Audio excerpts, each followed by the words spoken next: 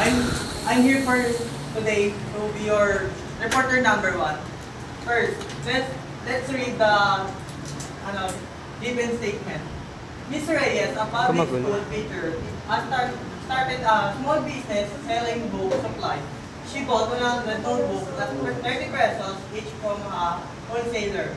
She decided to mark up each notebook by 40% and included a 12% back in the selling price. However, during a back-to-back school sale, she gave a 10% discount on each notebook. Given, cost price per notebook is 30 pesos, markup price is 40%, VAT is 12%, discount is 10%. Quantity, 100 notebooks. Let's go for the question. Number 1 question. What is the selling price before VAT?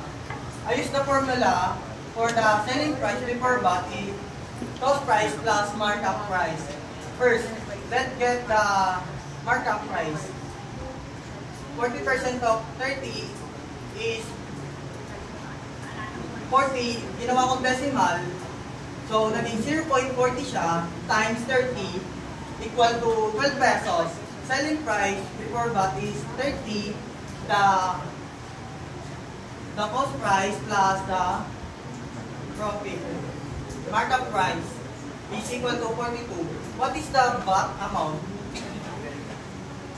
12% of 42 is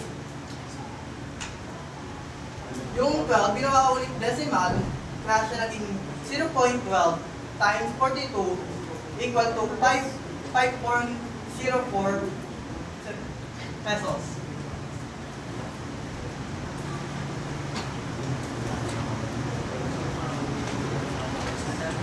Number 3. What is the final selling price including VAT and discount?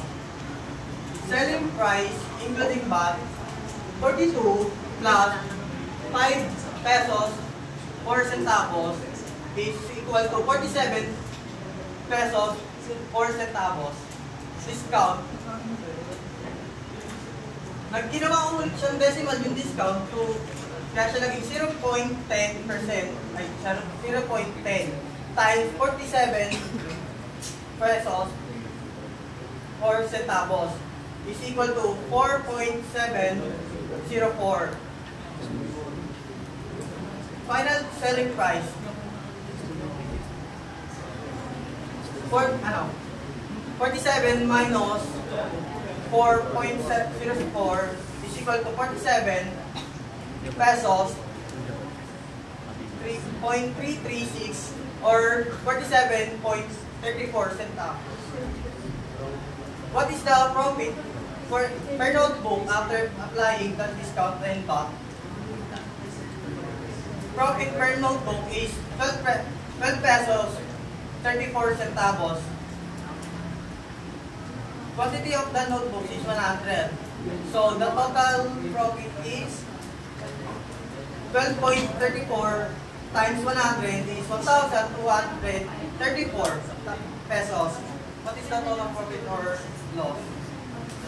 After selling of all notebooks, the final selling price is 42 pesos 34 centavos. The cost price is 30. So 42 pesos minus 0.34 centavos minus 30 is 12.30 pesos.